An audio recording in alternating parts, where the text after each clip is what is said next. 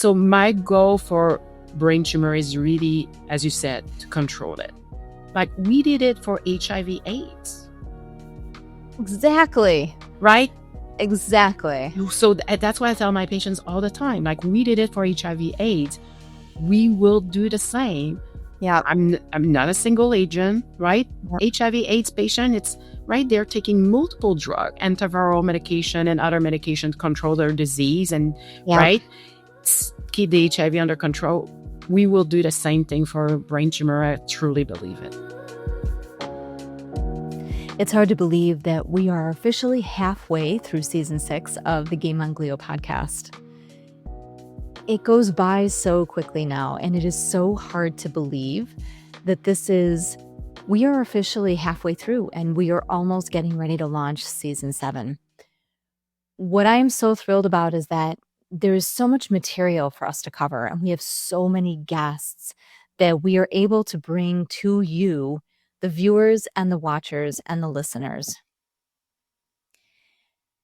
We still continue to tweak and make changes to our stories and what we highlight as we go, but we are continuing to grow all the time. And that is just such a phenomenal gift that we are able to give you and that we have for ourselves. I will be honest, my producers and I love putting the show together. We know the value that it brings to those in our community, and we are thrilled that we were just named a top 20 podcast on FeedSpot. We are also a top 20 medical storytelling podcast on FeedSpot.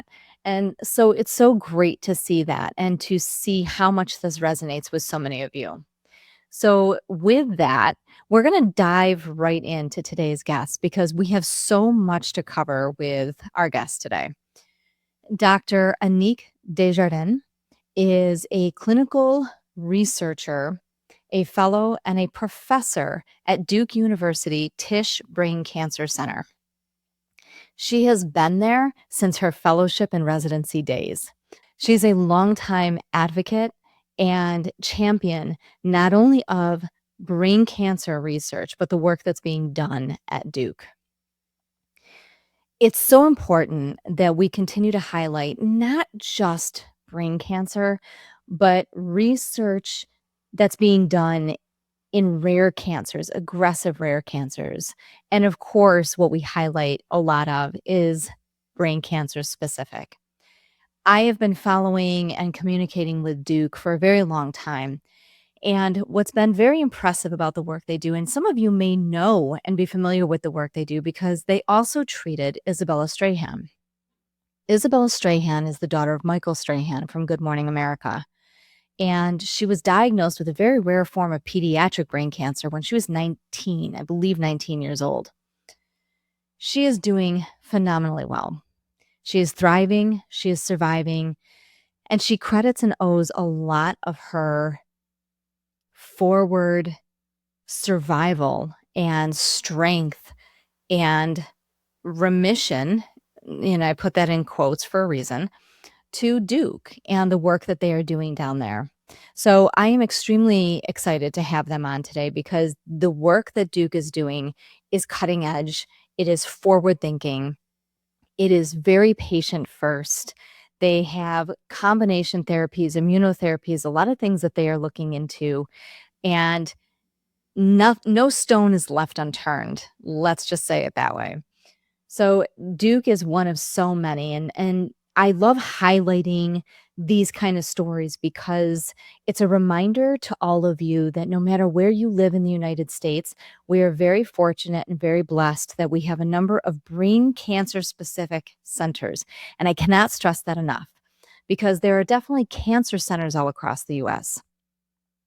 Brain cancer specific centers are centers that only focus on cancers of the head and the neck, the spine, the neck, the head. That is it. They focus specifically on brain cancers, brain tumors, tumors of the spine. That is all they focus on. And that, if you are dealing with something like brain cancer, that is what you want. You want neurologists, neuro-oncologists, neurosurgeons, that is all they're doing. That is all they're focusing on, because this is a cancer that needs 100% attention. So I'm extremely excited to have Dr. Desjardins on today, and she's going to talk to us and break down a lot of the different things that are going on in clinical research and the work that they're doing at Duke. So let's just dive right in. Stay with us. After a quick word from one of our premier sponsors, we are going to sit down with our guest. GT MedTech and GammaTile Therapy are a premier sponsor of this season of the Game On Glio podcast. Learn more at gammatile.com. Cortana Pharma is a premier sponsor of the Game On Glio podcast, developing highly targeted therapies for brain cancer. Learn more at cortanapharma.com. Welcome back, everybody. Thank you so much for being here. As promised, we have with us today Dr. Annick Desjardins, and she is, I hope, did I say that right? Please tell me. You said it so good. I'm ready. I have been literally practicing how to say your name. And I have a friend who, we both took French in high school, and she hammered me. She's like, do not butcher her name, her last name. And I said, okay, I'm going to practice. You did great. Thanks. Thank you. So with us is Dr. Desjardins, and she is the professor in the Department of Neurosurgery and Neurology at Duke.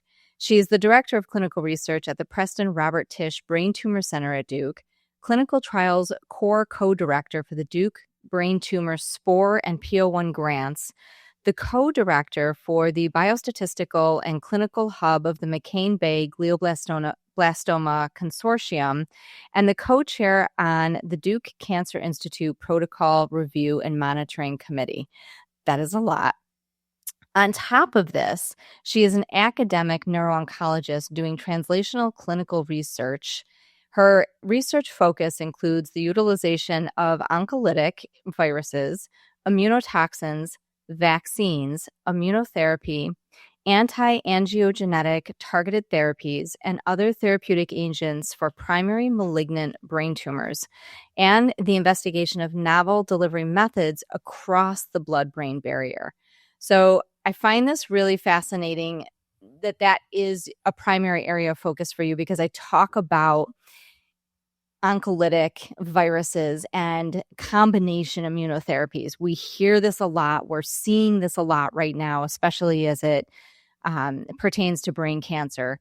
So I'm excited to dive into that. But let's start with how long you've been with Duke, because if I'm not mistaken, you did your residency or fellowship at Duke. So you've been with them for quite a long time. Yes, very long time. So I've been at Duke now for 23 years. So I did a 2-year fellowship out of my neurology residency. So I did medical school, neurology residency, so medical school and neurology residency in Canada. And the university that hired me there in Canada, and I was already running or doing research. Back then, it was animal research as a resident, and I was working in the clinic, in the neuro-oncology clinic back in Canada where I trained. And they sent me for a 2-year fellowship at Duke. And then beginning of my second year, so I had done a year fellowship, beginning of my second year, then the Friedmans, so Henry and Alan Friedman, told me, we're not letting you go back home. We're keeping you. So one of the things I tell my patients is I've been kidnapped for the last 23 years. So that's what I tell them. Duke will be so happy to hear that. I mean, I've been here. I enjoy it. It's, one of the reasons why I stayed is really, right, the team, having this team approach and having really this structure where we can help, the patient and the family as a whole. And also, right, of course, we will not be there without the patients and their family. And the fact that I'm not alone, but we have such a big team around us, right? And I'm always thinking the other physician, but the social worker and the financial counselor and the neuropsychologist, and then the research team, of course, the research infrastructure. So I'm really lucky. So tell me a little bit, when you knew over 23 years ago, I want to be a doctor. I want to help people. I want to work in health in this area. What made you choose neuro-oncology and neurology? What made you go into that particular discipline? And let me preface this by saying that there are not, for women neurosurgeons, there are, I think, only 250 women neurosurgeons. There aren't that many more women neurologists, neuro-oncologists. So it is to be a female in this discipline is rare.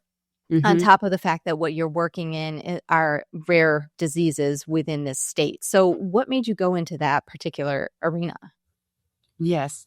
No, it's a great question. And I must say, you are absolutely right. When I started in neuro-oncology, right, when I started at Duke, I was going to the meetings, and most of, right, the people, the leaders in neuro-oncology are male. I am so glad to say that I was one of the only female in the meeting.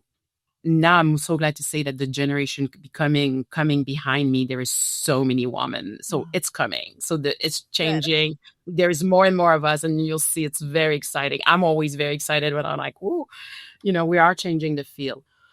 It's a long answer, and I'm sorry about that. I'm the only one in my family in medicine. Wow. Everybody, which is very unusual. So everybody else in my family, my mom was a homemaker. I mean, she's retired now, homemaker. My dad, a businessman. Everybody else in my family, right? Grocery stores. Everybody else are builders, right? My sister is an architect. So, but my father, one of the way that my dad worked really, really hard in his business, and one of the way he was connecting with my sister and I was really doing volunteer work. And so we were doing volunteer work, fundraising for the Canadian Cancer Society since I'm very little. Okay. We would go to the Canadian Cancer Society office at night and clean the little brown leaves on the daffodils when there was this daffodil, like fundraiser. And we would go door to door. And so very early, I was exposed to cancer because of this volunteer work my dad was doing, and we were doing with him, and really saw the importance of being there for patients, for caregiver, for the additional resources that people needed, right? And that's why, right, that the Canadian Cancer Society is same as the American Cancer Society, right, with all the resources they offer. I went in medical school, convinced that I would be a general, medical oncologist, that I would be a medical oncologist for all cancers. Okay. And did medical school. And then in medical school, I completely fell in love with neurology.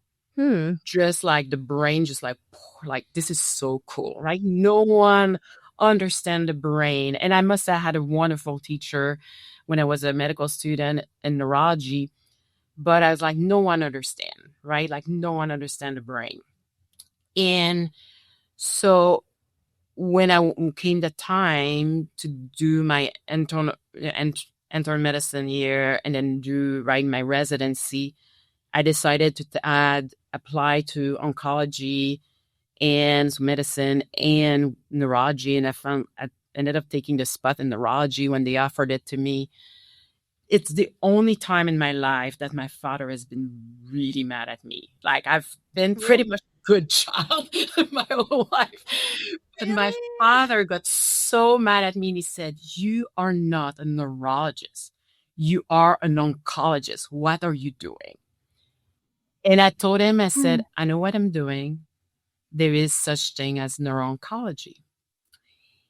And why I knew that is while I was doing my neurology rotation and then my oncology rotation, I had been exposed to patients with, brain metastases and primary brain tumor. So I had seen it as a medical student. I knew it existed. And I knew that it was starting as a field, right? Neuro-oncology. So yeah, it's a very long answer, but I think it's quite cool. It is was really cool. Predestined, or destined. I don't know. I'm sorry. Right. No. I'm actually glad that you kind of painted that picture. To hear your dad say, what are you doing? There is no neuro-oncology. You're a medical oncologist.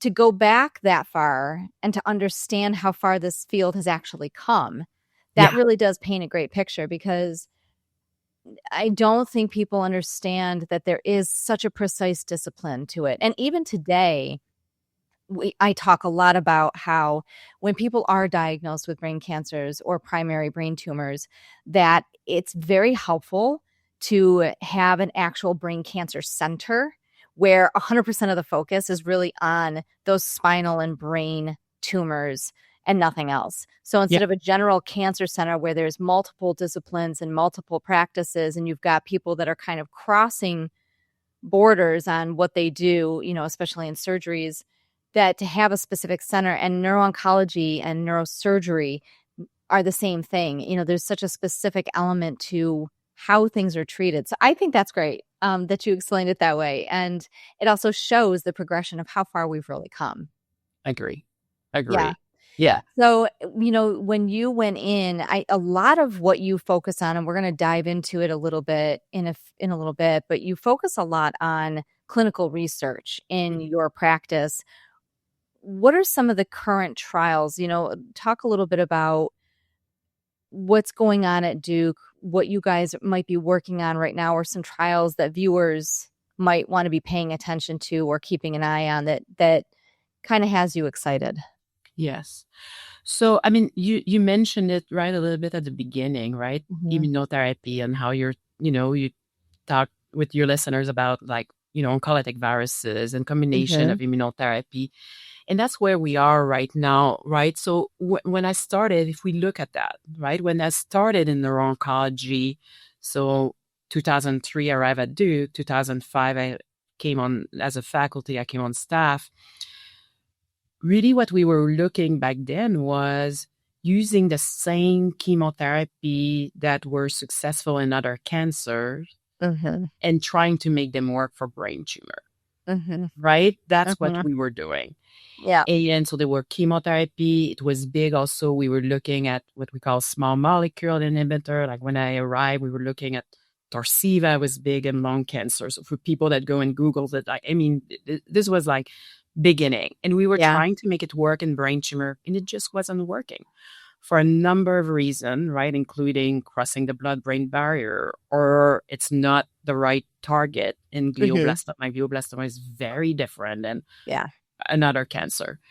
So I see it as, the field is evolving all the time, right? It's stepping stone. So we were first working on using the same chemotherapy, small molecule inhibitor. Then after that, we did a lot of work on Avastin, right? Using more, stopping the blood supply going to the tumor, really decreasing exactly the blood flow. And I call it starving the tumor, right? With the patient, and what's the place of Avastin. Now what is new really in brain tumor and in oncology in general is, right, immunotherapy. And what is immunotherapy is how to use, instead of keep giving you poison, how to use your own immune cells that are supposed to be there and protect you, right, against infection, right, viruses and bacteria.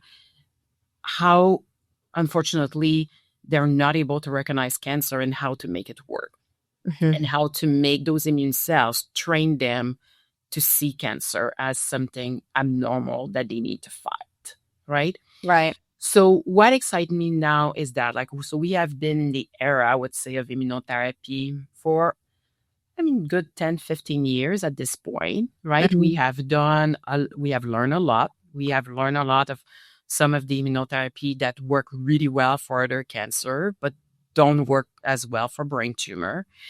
And now we're really working on, we have some immunotherapy. So a lot of the work I do, as you mentioned, right, it's oncolytic viruses, immunotoxin, right? Like how I describe it to the patient, instead of giving you an intravenous that just makes your immune system stronger and more active. Mostly what we're doing is, and that really doesn't work well in brain tumor, because those intravenous that are just booster of immune cells don't cross the blood-brain barrier well. Right. So a lot of the work we do is really infusing directly into the brain. Fake particles, it's a simple way of explaining it. It's way more complicated, but a simpler way to explain it is, right, artificial particles, I will say, of a virus or a bacteria that makes that your body recognize it as something foreign. For something foreign, right? Something, right? And will trigger the immune response, like a more natural immune response to protect you against the tumor. So really, how I always describe it to the patient is, we're going where the money is, right? We infuse directly into the tumor.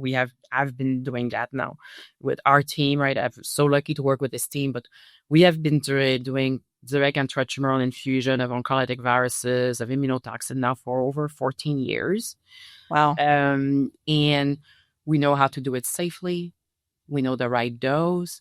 And now we're at the next step that's really looking at, right? The issue with immunotherapy is not only activating the immune cells and breaking down the tumor and making sure the immune cells recognize the tumor, but it's also keeping the immune cells alive and keep working, right? Because we know glioblastoma likes to recur. Yes. And how to keep. So that's the next step right now we're working on combination to keep the immune cells alive. Go ahead. So I'm really, really curious about this. So I want to kind of double back to oncolytic viruses and other foreign bodies and viruses, infections that are kind of introduced to help train the immune system.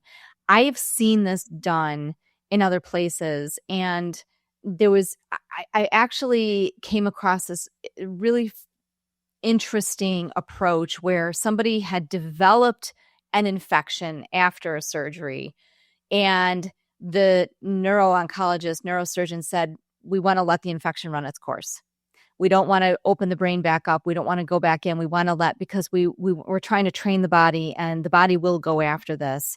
Let's let the infection run its course. Let's keep an eye on it. Let's give you some antibiotics. And it's a really fascinating approach to you're basically, it sounds like you're telling the immune system, hey, you can recognize that there's something foreign now up here, and the body can break through the blood-brain barrier itself. It's almost a matter of just, hey, technically the brain and the body are separated a lot of times, and the immune system is now saying, hey, we need to get up there because there's something up there that's not supposed to be. I find this extremely, extremely fascinating. So can you dive into that just a little bit more, for viewers and stuff? How, let's say somebody has an infection themselves, they've already got an infection. How can that be helpful to treating glioblastoma and brain cancers? How can that boost the body? Exactly. And you described it really well. And in fact, to be totally honest with you, it goes back how immunotherapy was first described as being a potential treatment for cancer. That's how it was first described, like about 100 years ago. Wow. So 100 years ago, the surgeons recognized that it's patients that were getting infected. So at the time of surgery, right, it's patients so he was doing surgery for cancer patient, and it's patients that were getting infected at the time of surgery, it took longer for their tumor to recur. Right? Really? Wow. And that's how he described, right? Like that probably what is happening. So we have this immune system that is there to fight infection, viruses, bacteria. But for whatever reason, cancer cells, now that we understand better, right, the Tregs and different immunosuppressive environment we call, but there is different reason why cancer, right, even if it's an abnormal growth, can hide from the immune system, right? But the fact that when you get an infection, it's like if it unhides the cancer. So what has been ongoing, right? So it was described, Dr. Coley, multiple others, they've described that like over 100 years ago. And what is different now in, 2000 and, 2020, when it became like, we have been working on immunotherapy for longer than that. But what is everybody talks about it, is that finally we have figured out a way, how can we make immunotherapy safe, right? Without telling patient, right, I'll do surgery and I'll put like bacteria in it. Like I tell patient, right, it's like if like legally, right, we could not like just do surgery and have the neurosurgeon, right, cuff and the incision, right? But, we know that, as you said, right, it's just the fact of making sure the immune cells are exposed to this abnormal growth and see it. It's just so fascinating because I've spoken to other neurosurgeons and neuro-oncologists where there's a grandfathered way of thinking for a lot of individuals. And whenever I broach this topic with them, they get very twitchy and very nervous about it because their immediate reaction is no, look at how bad this is. We need to go back in. We need to clean it out. We need to treat it. We need to go back into the brain, open them back up again. And it's a really fascinating, I'm trying so hard to help other people understand, and to dive into this conversation more so that we can get to a place where it's creative. It is thinking outside the box. It is, yes, this may sound a bit weird. It may sound odd. It may sound a bit risky, but we're talking about glioblastoma. We're talking about aggressive brain cancers. There are not a lot of options, and standard of care just doesn't cut it anymore. And you had even mentioned at one point that you guys had been, talking about Avastin and using Avastin at one point. Even that, the tides have changed on that. And I'll be honest with you, I'm not a huge fan. My husband had been treated with Avastin out of the gate. So and a lot of times it was, well, when there's a recurrence, we're going to introduce Avastin. With him, they introduced Avastin right away. He was diagnosed.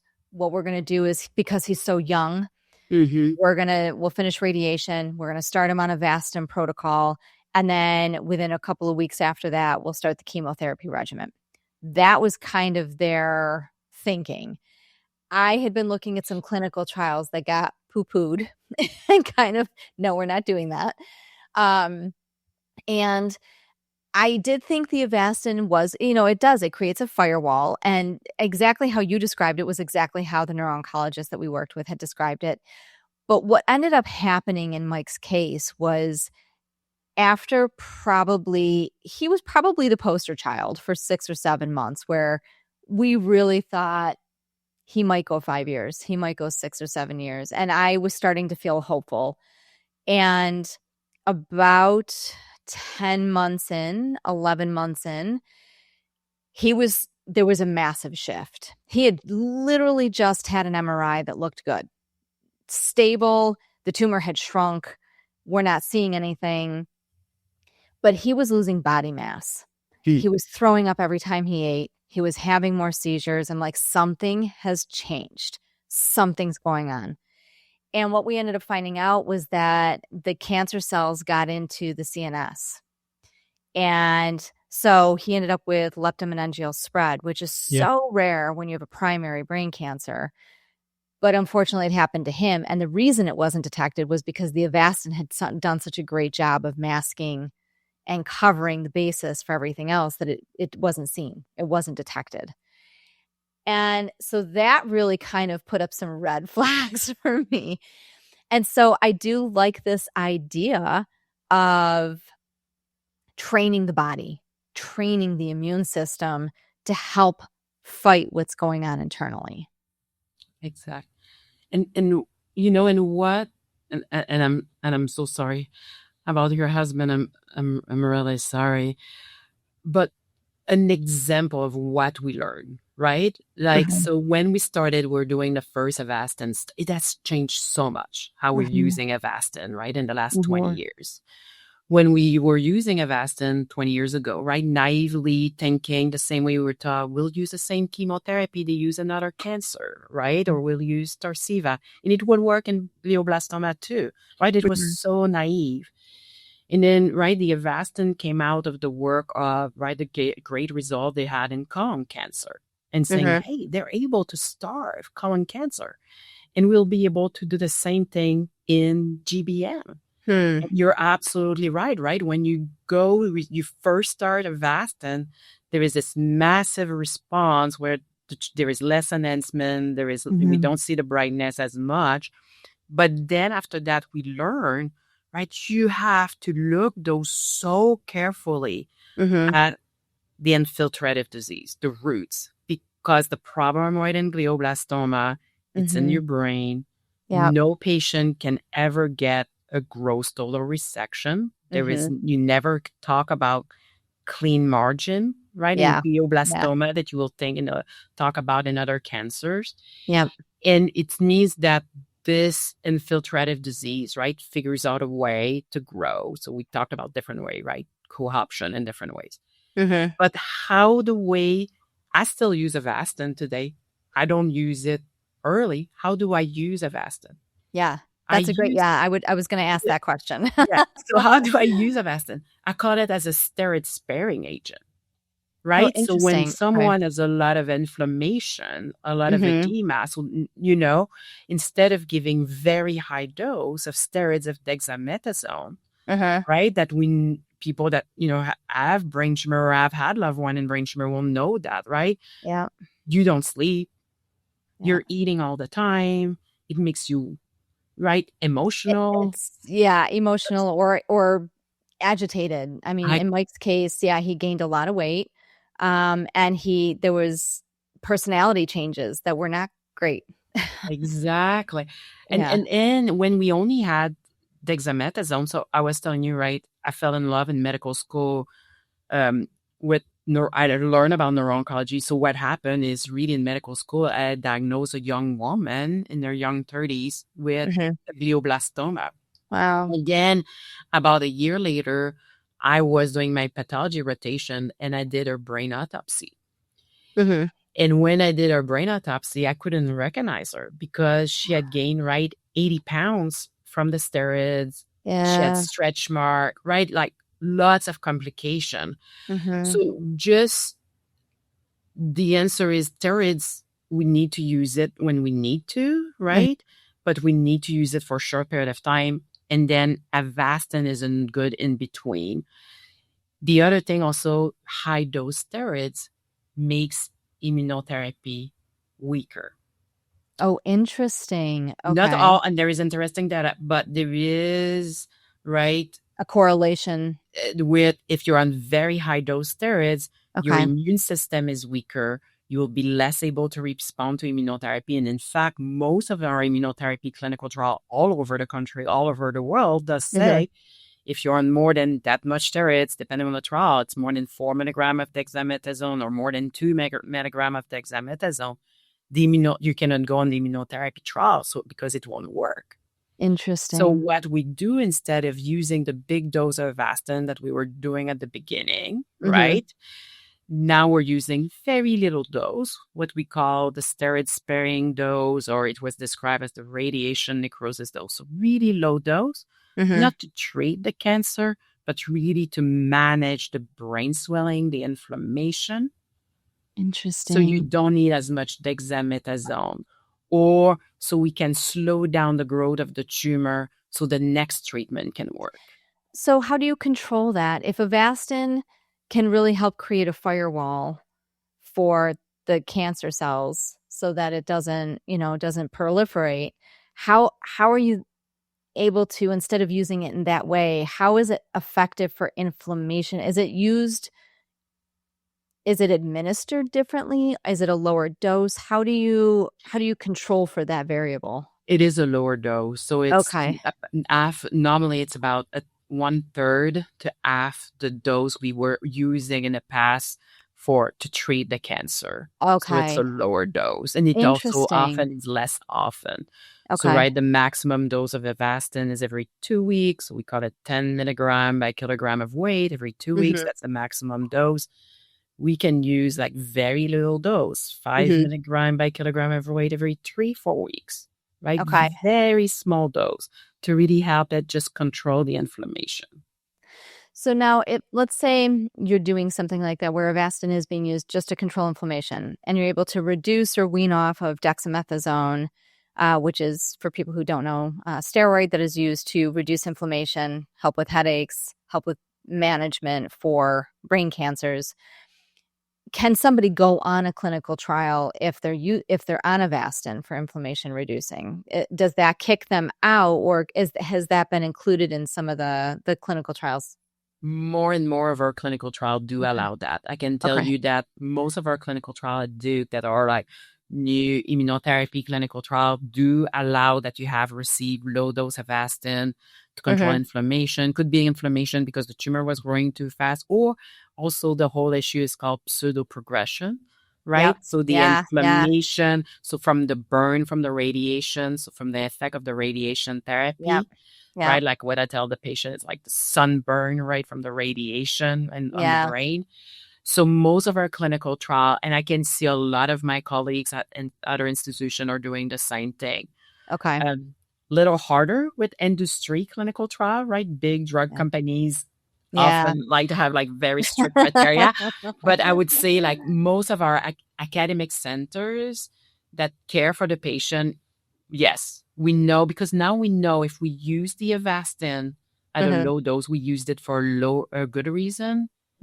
Right? We didn't use it like just we gave it and that's what it is. We used it for to manage symptoms and prevent steroids. Okay. So I'm going to transition into another question, but then I'm going to piggyback off of that. I really would love to talk to you a little bit about genomics and genomic testing of tumors. I'm seeing this more and more and more. And actually, the World Health Organization had put out some information and research regarding different DNA strands that are found in solid tumors, like brain cancer tumors, like glioblastoma. But different centers, different labs do different types of testing. And this is something I would love to educate patients and viewers on, because not every lab does genomic testing, and not every hospital that uses a said particular lab, they don't automatically send it out it's sent out to be biopsied to say, yes, it's got glioblastoma. Yes, we're seeing these markers in it, or we're seeing these markers in it. But genomic testing is actually different.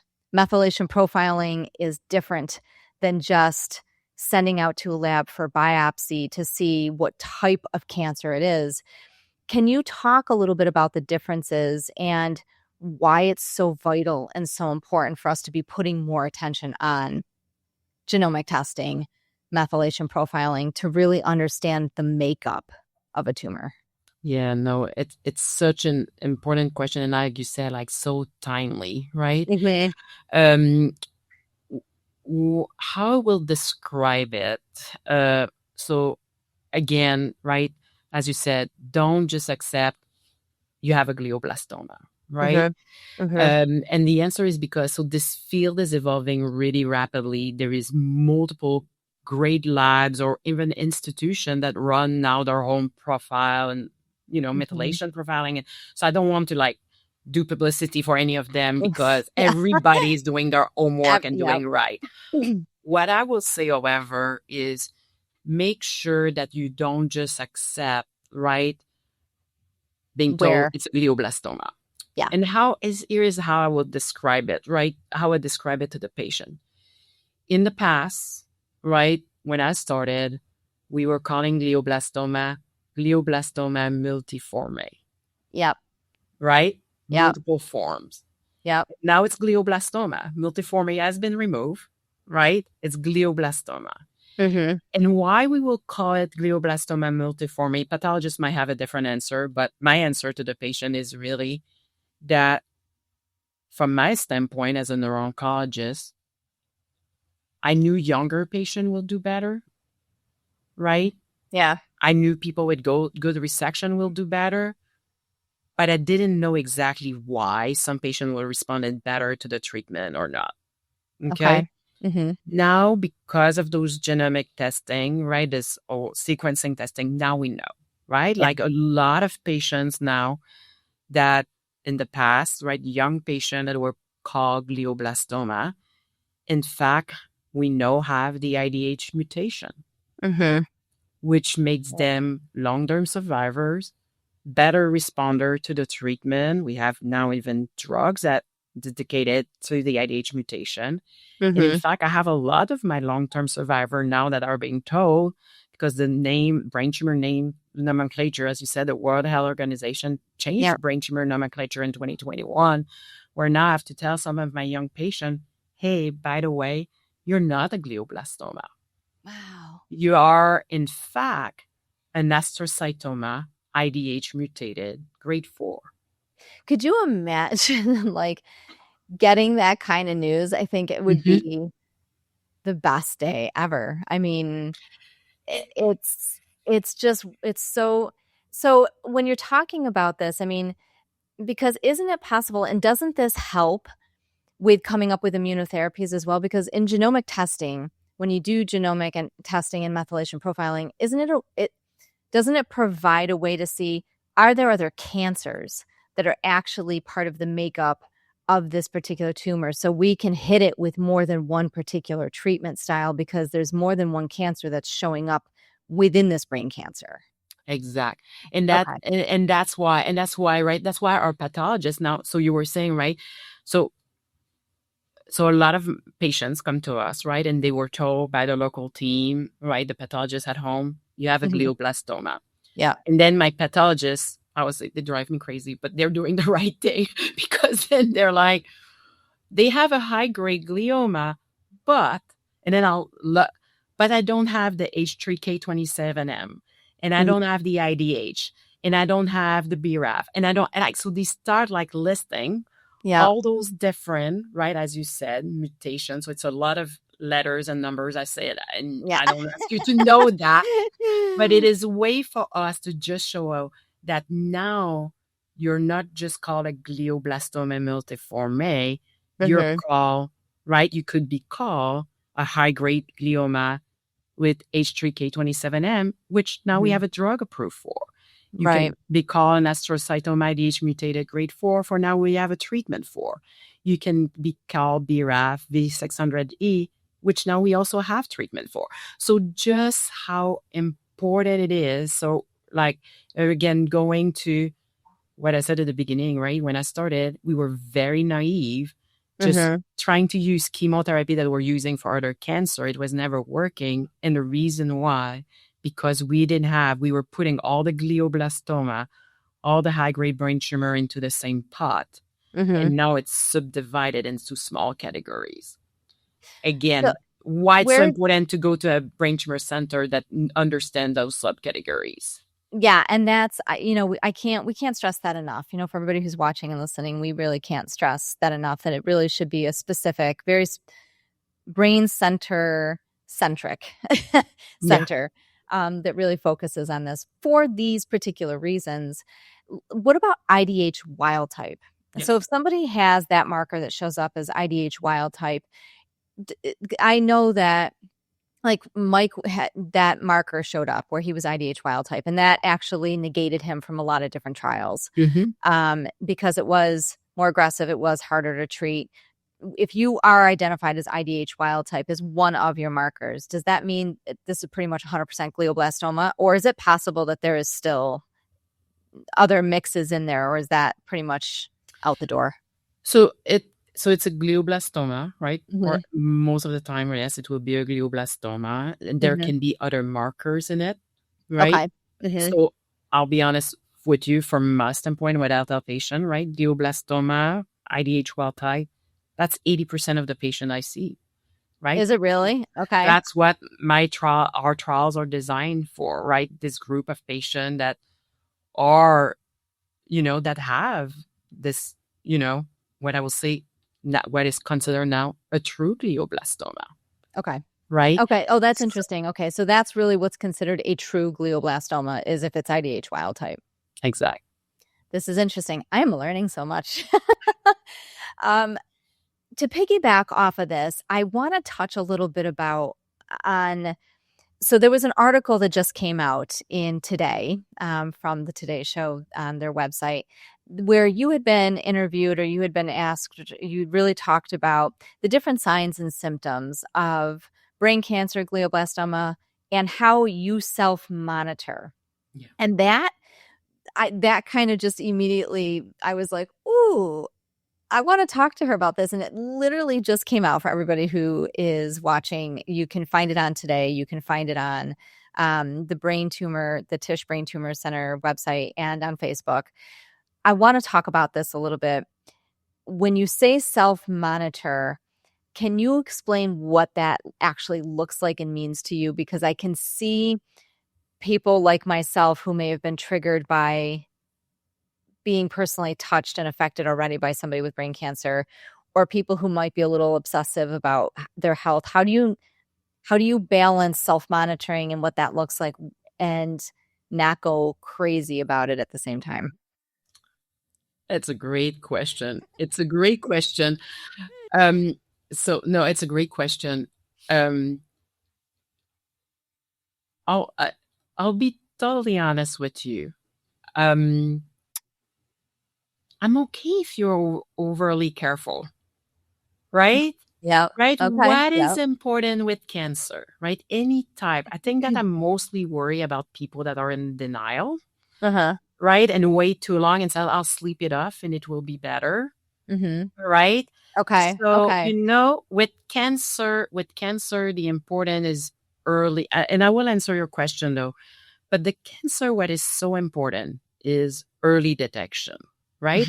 Why are we so lucky to have so many women that are long-term survivor of breast cancer, right? Why? Because we have mammograms, right? We start at 45 every year. We get our mammogram, right? And it makes that, right? If you have breast cancer, hopefully it's caught very early and they can get a good resection. Unfortunately, with brain tumor, right? We don't do yearly MRI. It's too costly. The rate is insurance companies are not going to cover that. Will never cover it. And the return, right? There is not, a lot of brain tumor. Yeah. So I think that being aware, right? When there's something new and normal, to just recognize it, right? I'm not supposed to have flashing lights in my vision, right? Go check. Go ask your primary care. I would rather them say, hey, right, you're having a migraine. Or maybe, right, there's something with your eye or retina, something, right? You're not supposed to have a numbness of your arm and, a weakness of your arm that you cannot write, right? Like I had a patient, right, that was writing a check and that's how they realized they had a brain tumor. So the answer is, from my standpoint, anything that is new, abnormal, flashing light, numbness, weakness, why wait? Okay. Headache is a little different. Yeah. Because most of us have headache. I've had headache my whole life. I just didn't know some people that have headache, but I'm someone who has tension headaches. I have headache every day. And so what I tell patients is, most people have a headache every day. Don't worry every time you have a headache. Mostly what I want you is to look at the pattern of the headache. Okay. Is it a headache that shows up right toward the end of the day when I've been on the computer and sitting at my desk for a long period of time and I'm starting to get tired and then I go rest and it goes away? Then that's a tension headache. That's a migraine. That's not worrisome. Versus a headache that from day to day over a week or two, I wake up in the morning with a bad headache and it gets worse and worse and worse. And now I have so much headache in the middle of the night that I'm vomiting. Then it's like, you need to go get checked because, right, early morning headache is a sign of brain tumor, right? And there is a whole explanation for that. So the answer is, I don't want people to start wanting. I understand what you're saying. I was mostly worried for the people waiting too long. I'll be honest with you. When I gave that interview for today, I was mostly trying to make sure people will get diagnosed early with smaller tumors so we could get good resection. Mm-hmm. And there's a ton of research that backs, if a tumor can be caught in a stage 1 or stage 2, there are more chances for it to be cured and to get rid of it completely versus when it gets to a stage 3, a stage 4, and is now really an aggressive glioblastoma. I like what you're saying about it. This kind of brings me back to things that my mom says quite often, and she always taught us this, that because I've always been, long before Mike got sick, I was always one of those people where I would occasionally over worry about a symptom or something that I had. And my mom would always say, I would get anxious about things. I over worried about things. And Mike getting sick actually took a lot of that fear away. But she would sit there and say, have you felt this before? Is this familiar to you? Have you, even if it was a year or two ago, is this something you have felt before? If it is, and you can say yes, then chances are you're okay. And as long as you're doing, regular checkups and for viewers and people who are paying attention, even if there's something else going on, like I, ended up having an issue with my neck and I got very, very nervous, but it was just adhesions. Yeah. And it was from strain of pushing your neck kind of out. And I started going to physical therapy and chiropractic care. And my regular doctor said, do you see improvement? Yes. You've been doing this for 2.5, 3 years. If this was something more serious, it would have shown up by now. and if you see improvement, even if you have like days where the neck gets a little tighter or a little more sore, or, there's no headaches, there's no, but those are things that, like you're saying, people really need to be more mindful of and pay attention to, is that if there's something that's going on that is not normal, that has not occurred before and is happening pretty regularly. And even like in Mike's case, Mike didn't have any very outward symptoms right away, at least not that I noticed. At work, he was struggling with some things. Writing became something that changed, and I did not know this. He was writing almost like that movie Beautiful Minds because he was an engineer. So everything became mathematically written. I did not know this because I didn't see that at home. Other than that, you wouldn't know. But writing became a thing. And then he started struggling with letters. And so I think, to jump on what you're saying, I think that's what people should be very mindful of is, be proactive, but also understand your body. And if this feels like it's something very different than anything you've ever experienced or can't be explained by something that you have done, go get it checked out. Be your own best advocate for your health. And it sounds like that's what you were saying in the article. Exactly. No, you're absolutely right. I think that life is so fast paced, right? And everybody, we have so many responsibilities and so many worries, right? Each one of us. Just listen to your body, right? Because it will happen really often, right? That patients will say, I've never had panic attacks my whole life. Up until 6 months ago. I had my first panic attack 6 months ago. And then I had another one 2 months later. And then the last 4 months, I started having them like once a month. And then the last 2 weeks, I'm having a panic attack every day. And you're like, yeah, that's temporal lobe seizure. And, there is a tumor, right? So understanding, right? In the society, with everything we're living right now, the stress. Yeah. Does it make sense to have a panic attack once in a while? Yeah. I will. And for women too, we should preface that hormones actually play into panic attacks and anxiety. So exactly. Something I'm going through. Exactly. And I think that's okay. But every day, multiple times a day, know your body, as you said. No, is it something normal that happens once in a while, that I have a good explanation why it's happening? Right? Versus, hey, this is now every day and it's stronger and stronger. Be your own advocate and don't just brush it off. Yeah. And there are differences too, I think, and correct me if I'm wrong, but when it comes to things like, especially like panic attacks, because panic attacks are an extreme form of anxiety, typically. But if there are other symptoms that are happening, panic attacks can usually be talked down. You can usually work through different tools and grounding techniques and meditations to come down from a panic attack. For some people, you might feel some tingling in your lips or a little tingling at the top of your head, or you feel a little lightheaded because your heart is racing. That's pretty much what a panic attack is. If there are other symptoms that go along with that, like you actually pass out, or you're so dizzy that you're seeing stars, or that there's numbness, severe numbness in your extremities, or sudden weakness that's concurrent with the panic attack, I would think that those are things that patients with brain tumors probably saw or had that didn't even know that that's what was going on. Yeah. Okay. I agree with that. Okay. I'm very curious. So, we talk a lot about, there is so much research going on, translational and in human clinical trials currently.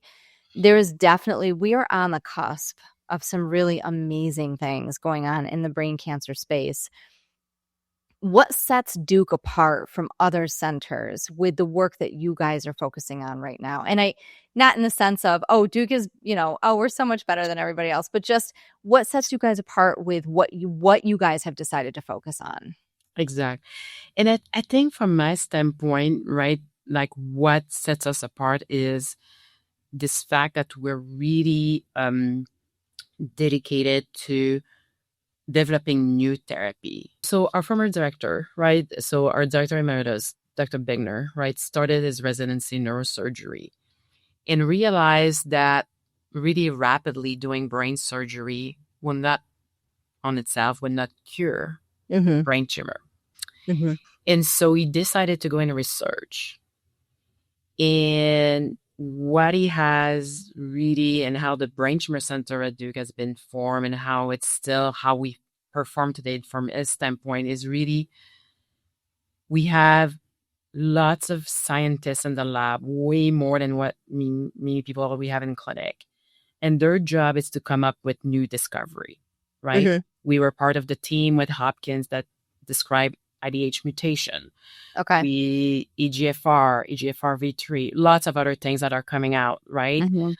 That the poliovirus receptor is present on all the tumor cells, and that we develop a treatment toward that. So what I mean by that, what makes us different is we're really dedicated and having a lot of basic scientists doing very advanced work on understanding the biology of brain tumor, like we talked about, right? The sequencing, understanding how immunotherapy works or doesn't work in brain tumor. And then in developing therapies that we bring to the clinic for our patient, and we do the first in human. And in fact, a lot of our drugs are drugs that we invent, we manufacture. We decide how to administer it.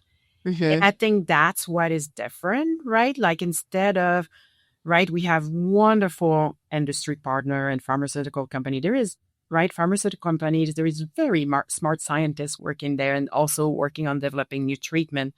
But basically, like we're almost similar in the fact that we are developing drugs that we bring the first one to the patient in the clinic. And so it's really this, I would say, innovative, never done before, right? How many times I've had patients telling me, you're crazy. Like, we'll do it, but you're crazy, right? Right? Crazy could be a good thing.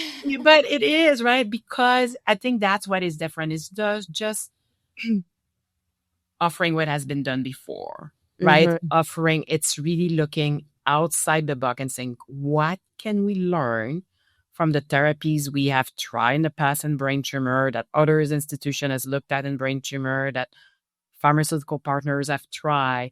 What can we learn from that? And then innovate and go the next step, right? Like I told, like sometimes patient will say to me, don't you know better by now, right? And I wish glioblastoma wasn't that stubborn. Believe me, I I know. so wish I had, right, the silver bullet for everybody. Yeah.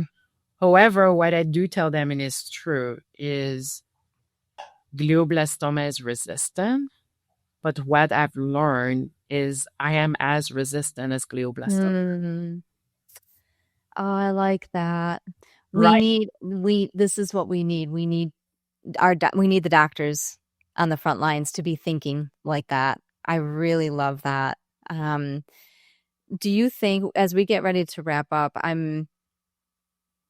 over the course of the next 5 or 10 years, with where we are going with advancements in this research and in clinical trials that we're seeing right now for glioblastoma and other brain cancers, is it safe to say, or even okay to say, that maybe, just maybe, we're on the cusp of finding some immunotherapies and things that really could push the needle in not curing glioblastoma, but getting patients into a remission state where maybe, hey, you might be good for 5 years, you might be good for 8 years. There may be a recurrence, like a rheumatoid arthritis. It's going to flare up, but we're going to have something that'll bring it back down, and we can get you back into a remission state. Is that something that we could be close to getting to over the next 5 or 10 years with the amount of research that's going on in this area? I think so. The answer is I truly believe so, because I think that success brings success, right? Mhm. So Yep. we have been very lucky, right? August 2024, Voranigo was approved for IDH mutated Yep. grade 2, right? Astrocytoma and Yep. oligodendroglioma. We have other drug, right? Modessa was approved, right, with H3K27M. We have also Well, drug that have been approved for BRAF fusion, BRAF V600E. So those success, right, in other type and for pediatric brain tumor. So mhm. those success that we have had now in getting drug approved, Mhm. right, in the last 3-4 years for brain tumor Yeah. is bringing awareness, right? Mhm. One, and two, challenging all of us investigators, right? I can tell you all my colleagues at other institutions all over the world, right? We meet and we're like, we can do this too. So the answer is, I think so, right? We're not at Mhm. the point where before we were so discouraged, like nothing will ever work. Now it's more like, no, we prove the world Getting close. that we can have treatment for brain tumor, Yep. right? And we will do this. So the answer is yes.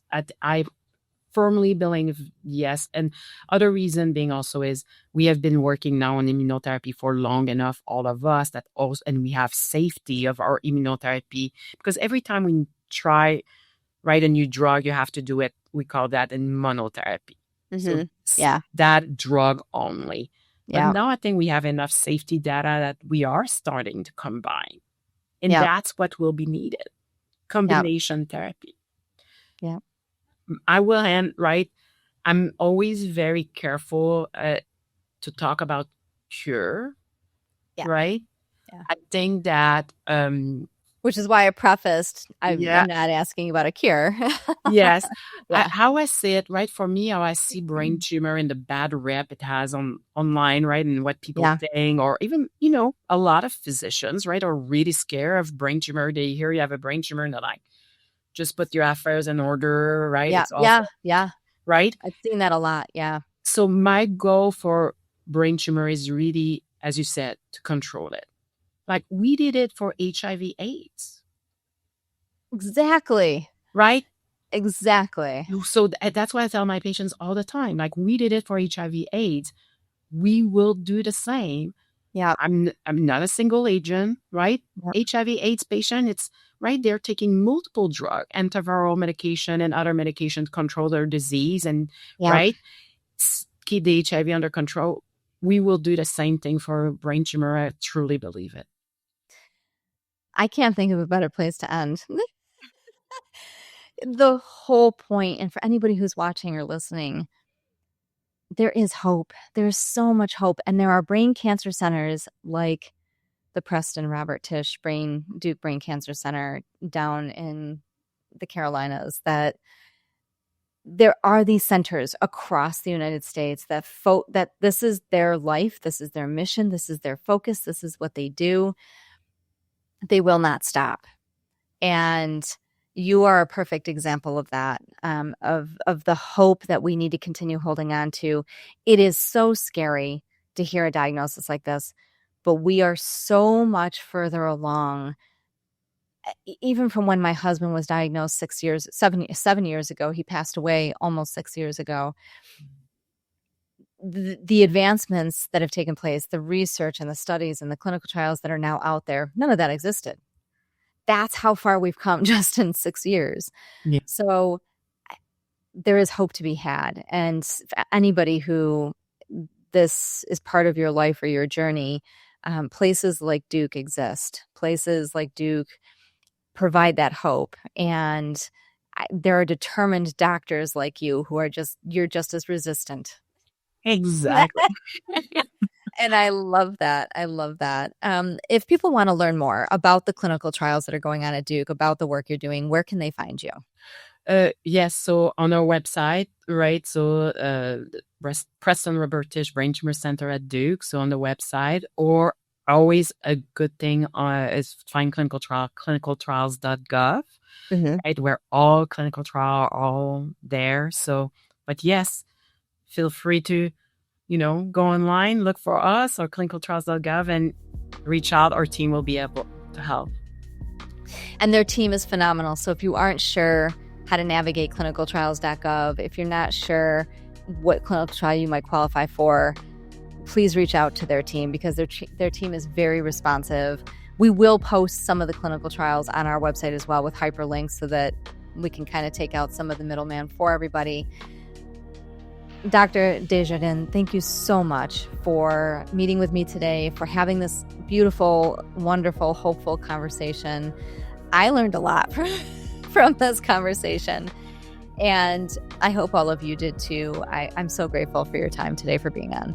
Thank you so much for having me. I love our patients and, how important they are and their caregivers. So thank you for doing this. I really appreciate it. Thank you. Thank you. And to everybody who is watching or listening, we will be right back. You've been listening to the Game On Glio podcast, the podcast designed to educate, advocate, and tell real stories of those walking a caregiving journey, a journey through rare cancers such as brain cancer, and grief and loss. Like what you hear? Share us with others. Follow us on Instagram at Right Life Stories, Facebook at Game On Glio, or visit our website, rightlifemediallc.com. You can also subscribe to our YouTube channel, which has full video episodes and featured content. You can find us anywhere podcasts are played.